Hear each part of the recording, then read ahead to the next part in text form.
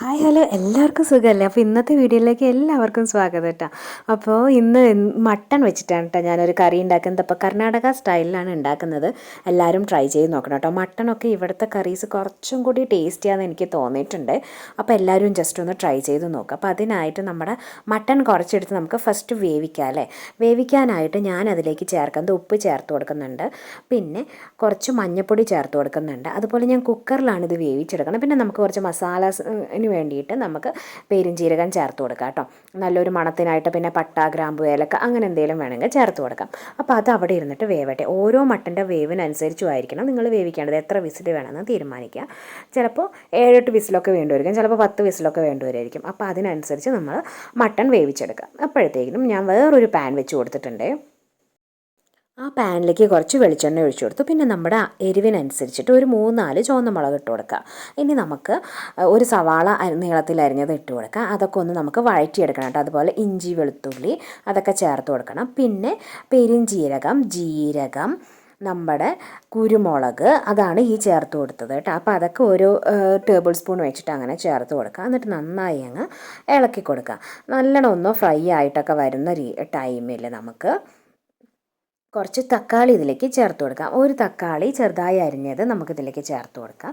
എന്നിട്ട് ഇത് നന്നായി ഒന്ന് ഇളക്കിയെടുക്കാം. നമുക്കിതിനെ അരച്ചെടുക്കാം കേട്ടോ. അരച്ചിങ്ങനെ മല്ലിപ്പൊടിയും ഈ സവാളയൊക്കെ വഴറ്റിയിട്ട് അരയ്ക്കുമ്പോഴാണ് മട്ടൻ കറിക്ക് കുറച്ചും കൂടി ടേസ്റ്റ്. അപ്പോൾ അതായത് ഞാൻ ഒരു 2 ടേബിൾ സ്പൂൺ മല്ലിപ്പൊടി എടുത്തിട്ടുണ്ട്. നമ്മൾ എത്ര മട്ടൻ എടുത്തിരിക്കണോ അതിനനുസരിച്ച് എടുക്കണം കേട്ടോ ഇതെല്ലാം. അപ്പോൾ അതൊന്ന് ചൂടാക്കി അതിന് ശേഷം ഞാനിതൊക്കെ കൂടി വറുത്തല്ലോ നമ്മളിപ്പോൾ. ഇനി നമ്മൾ അരച്ചെടുക്കണം. അരച്ചെടുക്കുമ്പോൾ ഞാൻ ചേർക്കുന്നത് നമ്മുടെ മല്ലിയില ഉണ്ടല്ലോ, മല്ലിയിലയും ചേർത്ത് കൊടുത്തു. പിന്നെ എൻ്റെ കയ്യിൽ കുറച്ച് കാഷ്യൂ ഉണ്ടായിരുന്നു, അതുകൂടിയാണ് നമ്മൾ ചേർത്ത് കൊടുത്തത്. അതൊക്കെ കൂടി അരച്ച് നമുക്കൊരു പേസ്റ്റാക്കി മാറ്റി വെക്കാം കേട്ടോ. അതിനുശേഷം ഞാനൊരു വേറൊരു ചീനച്ചട്ടി എടുത്തിട്ടുണ്ട്. അതിലേക്ക് എണ്ണ ഒഴിച്ചിട്ട് നമ്മുടെ കുറച്ച് സവാള, ഇത് വേണമെങ്കിൽ ചെയ്താൽ മതി, അതല്ലെങ്കിൽ ആ മട്ടൺ വേവിച്ചതിലേക്ക് ഈ പേസ്റ്റ് അങ്ങ് ചേർത്ത് കൊടുത്താലും മതി. ഞാൻ പിന്നെ കുറച്ചൊന്ന് സവാള വഴറ്റാമെന്ന് വിചാരിച്ചു. കുറച്ച് ചെറിയ ഉള്ളിയും ഉണ്ടായിരുന്നു. അപ്പോൾ അത് രണ്ടും കൂടി എണ്ണയിലങ്ങാനും വഴറ്റിയെടുത്തു കേട്ടോ. വഴറ്റിയതിന് ശേഷം കുറച്ച് മഞ്ഞൾപ്പൊടി, മുളക് പൊടി, നമ്മുടെ മല്ലിപ്പൊടി അത്രയും ചേർത്ത് കൊടുത്തിട്ട് നന്നായി ഒന്ന് ഫ്രൈ ആക്കി എടുക്കുക. അപ്പോഴത്തേക്കും എന്താ കുക്കർ തുറന്ന് നോക്കിയപ്പോൾ നന്നായി മട്ടൺ വെന്ത് വന്നിട്ടുണ്ട് കേട്ടോ. അപ്പോൾ ആ വേവിച്ച മട്ടനെ ഞാൻ ഈ ചീനച്ചട്ടിക്ക് ചേർത്ത് കൊടുത്തു. അതൊന്ന് തിളച്ച് വരുമ്പോൾ നമ്മൾ അരച്ച് വെച്ച ഈ പേസ്റ്റ് ഉണ്ടല്ലോ അതുകൂടി അങ്ങ് ചേർത്ത് കൊടുത്തു കേട്ടോ. അപ്പോൾ ഇതിൽ വേണമെങ്കിൽ കുറച്ച് തേങ്ങയൊക്കെ വേണമെങ്കിൽ ചേർക്കാം. ഞാൻ ചേർത്തിട്ടില്ല, കാഷ്യൂ ഉള്ളതുകൊണ്ട് അത് മാത്രമാണ് ചേർത്ത് കൊടുത്തത്. ഇനി നന്നായി അങ്ങ് തിളയ്ക്കാനായിട്ട് നമുക്ക് വെച്ച് കൊടുക്കട്ടെ. ഇപ്പോൾ തന്നെ നല്ലൊരു മണമൊക്കെ വരും കേട്ടോ. നല്ല മട്ടൺ മസാലയുടെ നല്ലൊരു സ്മെല്ലൊക്കെ വരുന്നുണ്ട്. അപ്പോൾ അത് നന്നായി തിളച്ചുകൊണ്ടിരിക്കുന്നുണ്ട്. ഇങ്ങനെ ഒന്ന് ട്രൈ ചെയ്ത് നോക്കണം കേട്ടോ. അടിപൊളി ടേസ്റ്റാണ്. നമ്മൾ ചപ്പാത്തിക്കൊക്കെ അല്ലെങ്കിൽ പുട്ടിനൊക്കെ കഴിക്കാനാണെങ്കിൽ നല്ലൊരു കറിയാണ് കേട്ടോ. ചോറിനാണെങ്കിലും നല്ലൊരു കറിയാണ്. അപ്പോൾ മട്ടനൊക്കെ കിട്ടുവാണെങ്കിൽ ഇങ്ങനെയും കൂടി ഒന്ന് ട്രൈ ചെയ്ത് നോക്കുക കേട്ടോ.